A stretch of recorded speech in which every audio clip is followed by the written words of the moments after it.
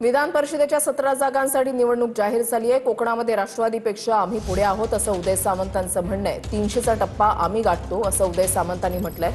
जागांबाबत सेना नेते मुख्यमंत्री सुनेत्रा पवार निर्णय घेतील असं सामंतांनी म्हटलंय। कारण कोकणातली जर बेरीज केली तर आम्ही एनसीपीच्या फार पुढे आहोत। जवळ 100 ते 125 मतांना आम्ही पुढे आहोत। एक नंबरला शिवसेना आहे।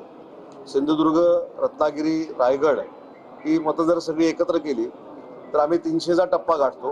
आमच्या मागोपाठ भारतीय जनता पार्टी आहे आणि त्याच्या मागे राष्ट्रवादी काँग्रेस पार्टी आहे। त्याच्यामुळे आता 100% आम्ही कार्यकर्ता म्हणून आमची भूमिका हीच राहणार आहे की बाबा संख्या आमची जास्त आहे, त्याच्यामुळे जागा ही आम्हाला मिळाली पाहिजे।